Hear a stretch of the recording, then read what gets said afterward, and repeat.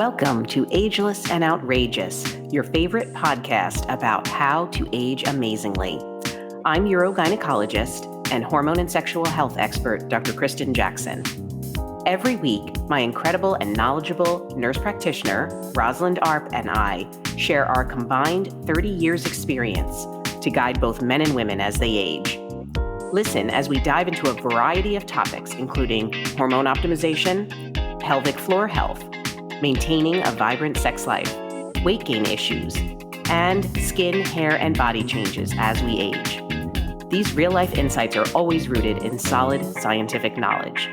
Tune in for a dose of laughter, knowledge, and an honest perspective on the incredible adventure of growing older.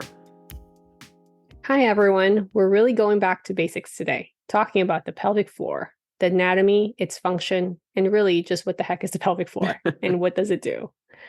I would say the majority of the population really doesn't have a good understanding of what the pelvic floor is or what it does, what they can do for it, what they can do if it's not working correctly, or do they even recognize if it's working?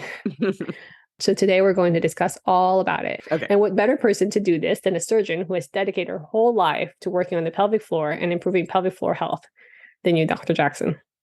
I have, and I love it. It is one of my passions to spend time teaching people about the pelvic floor and how to make it better. So let's get into what the pelvic floor is. This discussion is really best done with visual models, but we'll do our best to verbally talk you through it. We first need to see that the pelvic bones create a bowl. So our pubic bone is in the front, our hip bones are to the side, and the sacrum is in the back. And they all connect to form the sides of a bowl.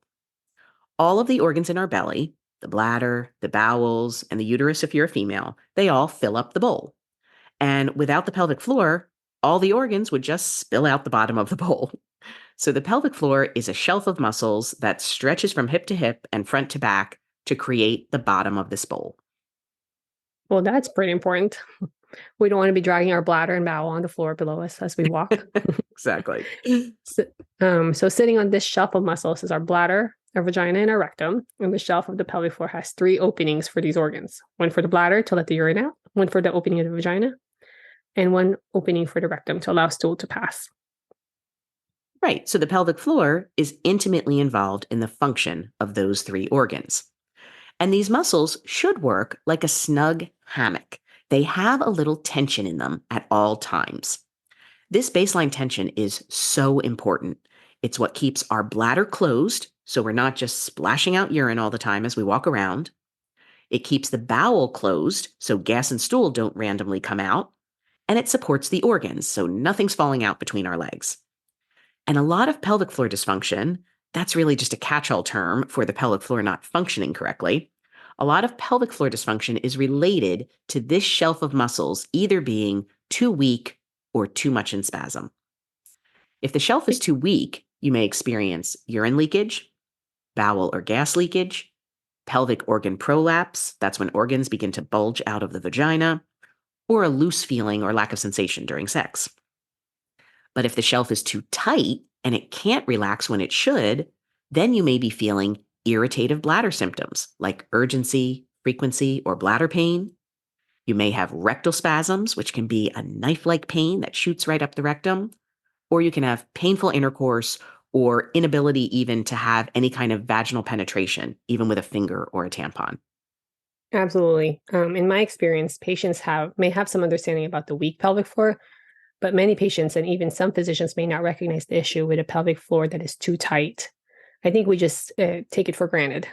Exactly. Our pelvic floor muscles, because as long as it's working, no one thinks about it. Right. Don't think about it till it's broken. Yes. When I discuss this with my patients, they're often shocked to know that it even exists. That's so true. The high tone pelvic floor is very under-recognized. Mm-hmm. And let's not forget, we're not just discussing women. Both men and women have a pelvic floor. We all have a similar bony structure. That's the sides of the bowl. We all have the organs that fill the bowl. We all therefore need a shelf of pelvic floor muscles to make up the bottom of that bowl. However, men tend to have less lifetime damage to the pelvic floor simply because men don't undergo childbirth. Carrying a baby and having a vaginal delivery may be the number 1 event that damages the pelvic floor. So men simply won't have that as a risk factor for them. But even surgery, like a hysterectomy for women or prostate surgery for men, can be a risk factor for pelvic floor damage. So the pelvic floor is not a uniquely female structure, and both men and women should understand their pelvic floor. And over time, it's just the weakening as well for both men and women can lead to Exactly. dysfunction as well. I know that we are very proactive about using our pelvic floor therapists, but I think their job is not well understood by many people as well. It's much more common to know about a physical therapist. These are licensed providers who work with a patient with muscle and movement issues. So you can imagine if you hurt your shoulder, you may go to a physical therapist to restore the normal function of the shoulder muscle and get full range of motion out of that shoulder. Pelvic floor physical therapists are, at their core, physical therapists. They just have specialized training in the muscles of the pelvic floor. So they are working on restoring proper movement and function to the shelf of muscles we are discussing. If you're using your medical insurance, you would likely need a physician referral to see a pelvic floor specialist. But many pelvic floor therapists operate on cash only, so you do not need a referral. But you won't be able to bill the therapy to your insurance carrier as well. And just like we love to educate patients, pelvic floor therapists are also a wealth of knowledge about the pelvic floor. And they spend a ton of time educating their clients about the specific issues regarding their specific pelvic floor. As we've said, education about this topic is low, especially for women having babies. Childbirth, as we said, is the single most damaging event to the pelvic floor, yet most women are completely unaware of this. And I get it. When you're pregnant, you have so much to learn, and your OBGYN has so much to teach you during that time.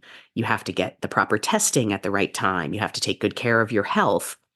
But it's rare that women learn about the potential damage to the pelvic floor from birth. So they may only hear about it once they're dealing with the ramifications. Some form of pelvic floor therapy should be a part of healing from every childbirth. I mean, just imagine if you had a hip replacement. All the parts of your hip joint are now brand new. If you didn't go to physical therapy after surgery, you would never get full function of your hip back, even though its components are all brand new. At best, you'd have limited motion in the hip, and at worst, you might have chronic pain in the hip from lack of function. Well, the pelvic floor is no different. After you have a vaginal delivery, if you don't have pelvic floor rehab of some sort, at best, you may never regain full function of the pelvic floor, and at worst, you may have areas of chronic pain or dysfunction in the bladder, in the vagina, or in the rectum. Absolutely. I would love to see insurance covering pelvic floor education and pelvic floor rehab after childbirth, but it's just not happening right now. It's crazy to think that it wouldn't be important. After an 8-pound bowling ball has just come out, barreling out the vagina, you wouldn't need some sort of help getting back to normal. But we have previously discussed that our insurance companies are not in the business of keeping us healthy or maximizing our function. But physical therapy is mandated after hip surgery or after a knee replacement. It's just one more subtle way that value is not placed on women's health. Yeah, sadly, too many examples of that. Mm-hmm. And if we really want to get into maximizing function, there's a new concept of prehab. Unlike rehab, which happens after a surgery or an injury, prehab is prepping the muscles for a trauma before it happens. And very often, we know these traumas are coming. Many women plan to get pregnant so they can begin strengthening their pelvic floor before conception to minimize their trauma during a delivery. Or you may have a need for a hysterectomy, but you can plan to improve the health of the pelvic floor before surgery, so you lessen your chances of injury or poor function afterwards. Even men can consider prehab before prostate surgery, and there's growing evidence to support the value in prehabbing muscles so they can better withstand a trauma that is about to come. Now let's talk about Kegel exercise. When I tell a patient about her pelvic floor is weak, the first question I get is, can I just do a Kegel exercise to make it better? I haven't been doing it lately. Well, let's look at what a Kegel contraction really is. Think first about your bicep. If you contract your bicep by bending your arm at the elbow, then relax your bicep by extending your arm at the elbow. You're taking the bicep through its range of motion. You can do this bicep contraction comfortably because it's easy to see where the bicep is and you know you're contracting it correctly. It's a little harder with the pelvic floor because we can't see it. Many women aren't doing Kegel contractions correctly. Sometimes they're squeezing their glutes or their abs instead of just the pelvic floor. Sometimes they actually even push down instead of pulling in, It's right? true. Yes. So step one is performing the Kegel correctly. by isolating the pelvic floor muscles and just tightening it. You should squeeze the muscle you use to stop the urine flow. When you do a Kegel correctly, no part of your body should visibly move, or your face. Your pelvic floor therapist can tell if you are doing it correctly. If they put their fingers in the vaginal canal, they can tell if the correct muscle is tightening. And a quick word about practicing Kegels. You should not perform them during urination. That's a good way to test it, like by trying to stop your urine. But once you know which one you're trying to squeeze, don't do it again while you're peeing. Once we sit to urinate, the pelvic floor muscle should relax. So we don't want to create confusion nerve signals, tightening it when we're meant to relax it. That is so true. But even if you are doing a Kegel correctly, you're not really likely to change or strengthen the pelvic floor muscles. So think about that bicep contraction you were talking about. You can squeeze your bicep again and again, but it will never be bigger or stronger than it is now. In order to do that, we need to put some form of weight or stress or energy on the muscle to make it work harder than it does in its normal function. The Kegel exercise is named after Dr. Arnold Kegel. He's a gynecologist from the United States who developed a device called a perineometer to actually measure the strength of a Kegel contraction. And that's how he got his name commemorated in medical history. But Dr. Kegel is not the first person in literature to recommend pelvic floor strengthening. There are references in Chinese Taoism and other Eastern sexual practices, such as Tantra, which recognize a strong pelvic floor as having an important spiritual and energetic role. In fact, Benoit balls have been around since 500 AD. These are small weighted balls that are meant to go into the vagina. The original Benoit balls were filled with mercury, and they were meant to be used in the vagina during sex. They would rub up against the penis during penetration, and they were highly pleasurable to both the receiving partner and the giving partner as well. How big were these balls? They're fairly small, Okay. and the mercury is probably not a good option No. in case there was any leaking. Benoit balls do still exist today, but now they may be called Kegel balls or Kegel weights or vaginal cones. The Kegel weights or the cones often come in a set of increasing weights, and you use them in the vagina to perform your Kegel contraction around. The thought is, just like you can grow your bicep by doing exercises with a weight in your hand, you can strengthen your pelvic floor if you do your Kegel exercises with weights. Well, the next step from doing unweighted Kegels to doing weighted Kegels would be to add some energy to the muscle to really force it to grow. That's where the concept of electrical stimulation comes in. We can provide electrical stimulation to the pelvic floor by using a small vaginal sensor so that that causes the pelvic floor muscles to contract, maybe harder and stronger than you can do on your own. These are very similar to the TENS unit that other physical therapists will use in their office. This may be done in a provider's office, for example. We offer this service in our office, or it may be done in conjunction with your pelvic floor therapist as well. Using electrical stim ensures that correct muscles are working in case someone is not doing their Kegels correctly, and it forces the muscle to contract many, many times without you having to think about doing the work. So we have discussed Kegel exercises alone, Kegels with weighted balls or cones, and electrical stimulation to the pelvic floor. Dr. Jackson, how do we know which one is the best? For that answer, like everything, we've got to look at the medical literature. Some studies show that vaginal weights or cones are better than doing nothing, but are of similar efficacy as pelvic floor muscle therapy and electrical stimulation. Another study found that Kegels, electrical stimulation, and vaginal cones are all equally effective treatments to each other and are all any one of them, better than doing nothing for treating urinary incontinence. There's also a meta-analysis of electrical stim alone. This type of study is unique in that it looks at the results of many different studies at once. Some of the studies in this review showed no difference in symptom relief of things like incontinence and pelvic pain with the use of electrical stim, while many did have patients reporting a positive change to the quality of their life. However, one of the biggest challenges is that how electrical stim is delivered is not standardized, meaning each researcher just decides on their own what they think the best therapy is and how intense the therapy should be. Researchers used on average between 20 and 50 hertz when doing electrical stim, but some of the studies used as low as 1 hertz.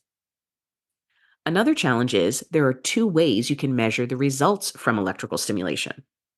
The first way is you could just ask patients if they felt their symptoms got better. Some studies showed no change in symptoms, while many studies did show an improvement of incontinence and sexual function. The other way to look at it is, are we changing the pelvic floor muscle itself? Several of the studies looked at showed an increase in calcium influx into the muscle cells with electrical stim. Calcium is necessary for any muscle contraction, so electrical stim could increase that. To actually see if the muscle is changing, we need to look at animal studies because there they use biopsies of the vaginal wall, both before and after electrical stimulation. Many of these studies do show an increase in collagen fibers and an increase in collagen gene expression, as well as an increase in the thickness of the mucosa after treatment with electrical stim. So these would all seem to be positive effects. Okay, what animals?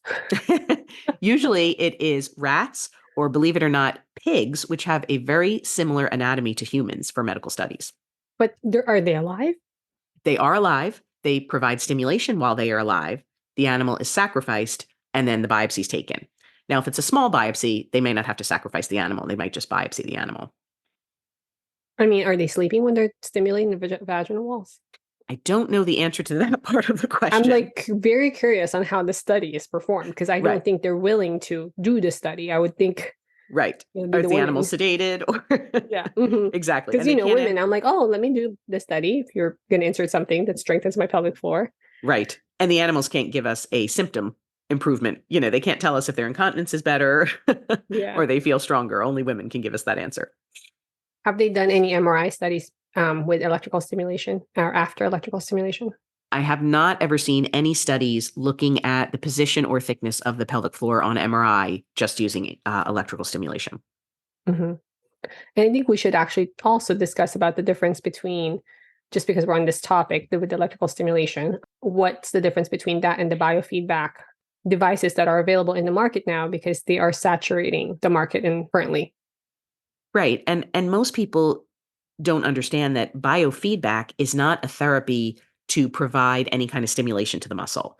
It's really just to help you show, are you contracting the correct muscle? Are you actually lifting the pelvic floor the way you should and not contracting your glutes, not contracting your abs, not bearing down, those types of things. But it's not providing therapy to the muscle.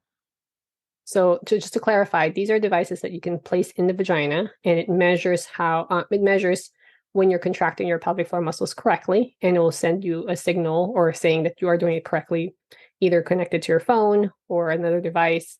And it can measure also how strong you're contracting it as well. So these are available currently in the market, and you can just buy it on your own. But that's different from electrical stimulation, where it actually stimulates your muscle to contract. Exactly.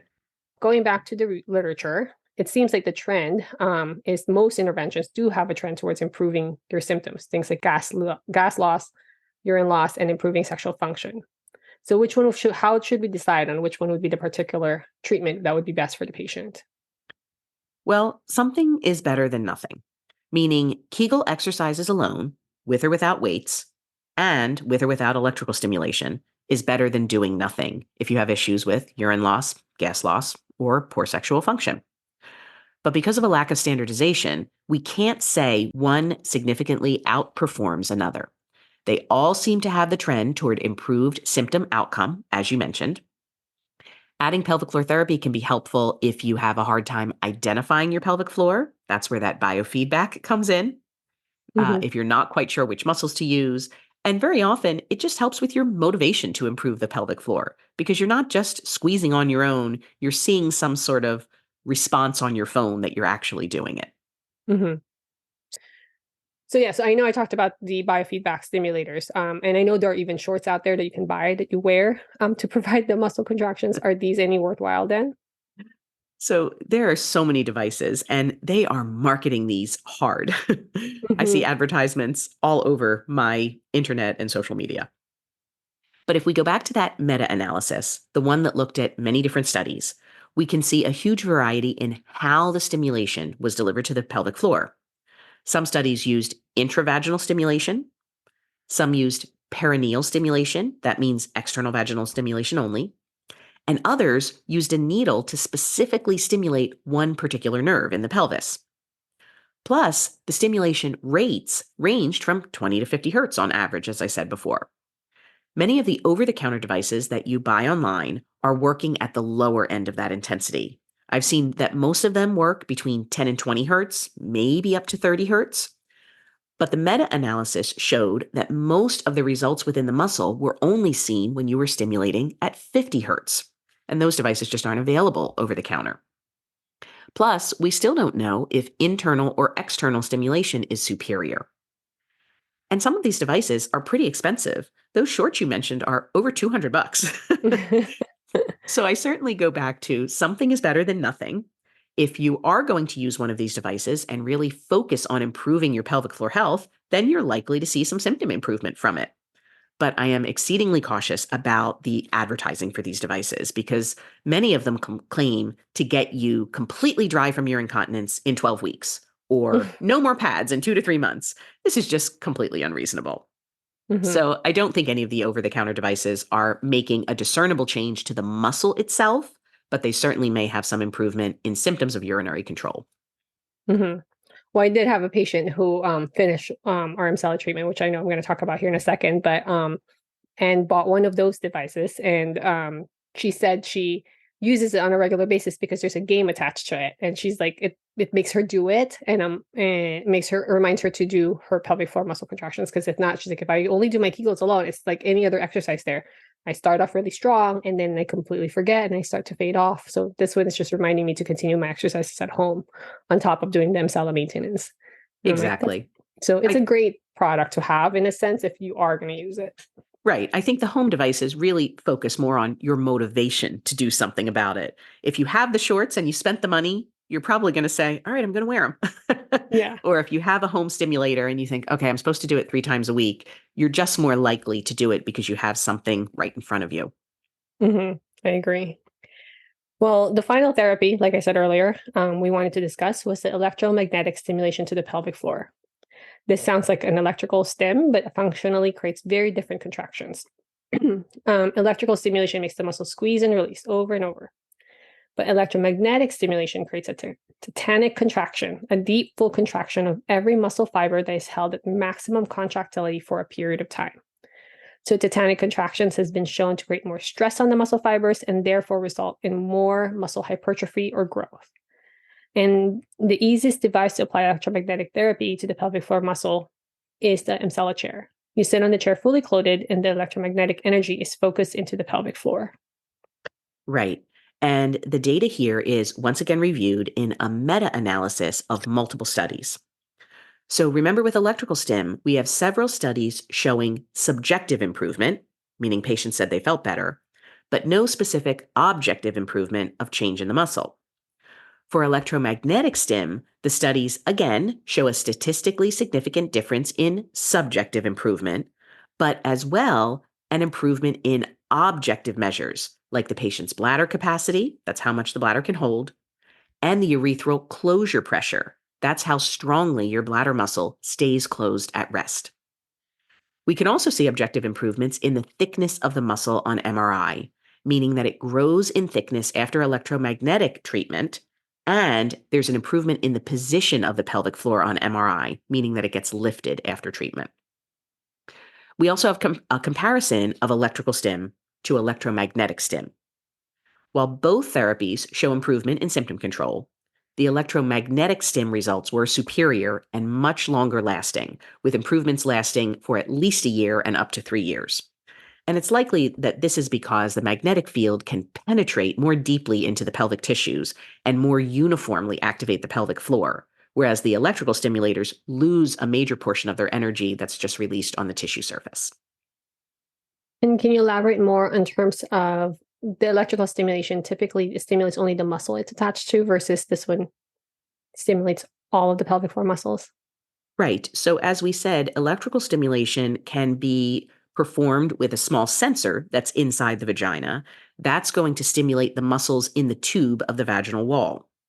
Some electrical stim is done with little stickers that go around the outside of the vagina. They're going to stimulate the superficial pelvic floor muscles. The Emsella chair and the electromagnetic stim that it provides can stimulate all of the muscles that close the bladder, the muscles that close the vagina, the muscles that close the rectum. So it's hitting a much broader square footage of your pelvic floor as compared to just electrical stimulation alone. And simultaneously, too. And simultaneously, correct. Mm-hmm. Well, it's really reassuring that we have so many modalities that positively impact the pelvic floor. We really just want patients to increase their awareness and realize that they really can take steps to protect their pelvic floor from damage and to repair it after injury has occurred. Thanks so much for listening to today's episode. No information from this recording is intended as a diagnosis or treatment for any disease. If you are enjoying the show, please subscribe so you don't miss any of our exciting episodes. And we love to hear from our listeners and would be grateful for your positive review. We'll talk next time.